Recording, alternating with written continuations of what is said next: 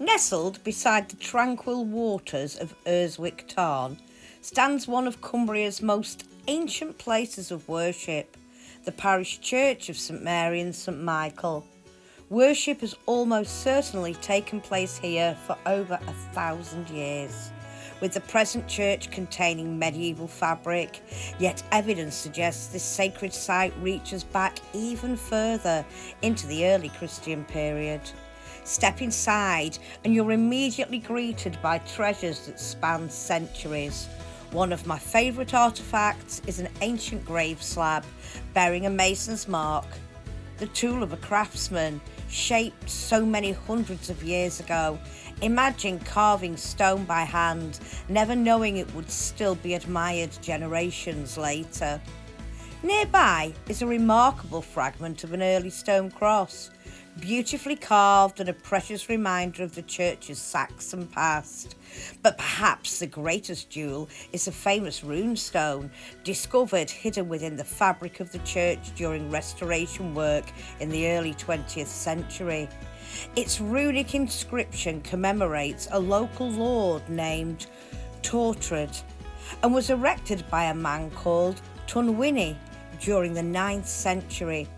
To stand before it is to find yourself face to face with stone carved well over 1,100 years ago, an extraordinary bridge between ourselves and the people who once worshipped here. Outside, the churchyard possesses a quieter beauty. My attention's always drawn toward the older 18th century gravestones. They're not grand or elaborate. Time has worn away their inscriptions until many are little more than faint shadows upon the stones. Some names have vanished altogether, yet their importance is not diminished. These humble memorials remind us that remembrance isn't measured by how clearly we can still read a name, but by the simple fact that someone once loved, grieved, and chose to mark this place forever.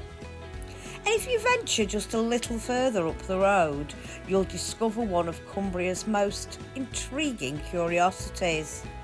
The Priapus stone.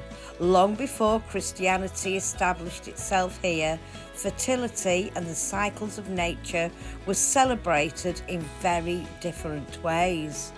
Believed to have ancient pagan associations, the stone is linked with Priapus, the classical god of fertility, gardens and abundance. Once proudly erected in the fields, it now lays recumbent within a dry stone wall.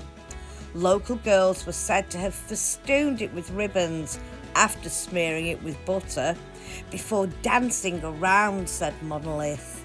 Whether every tale attached to it is true hardly matters.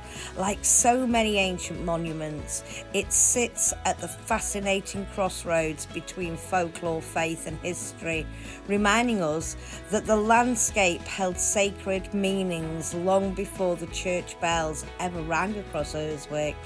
For me, that's what makes Urswick so unforgettable.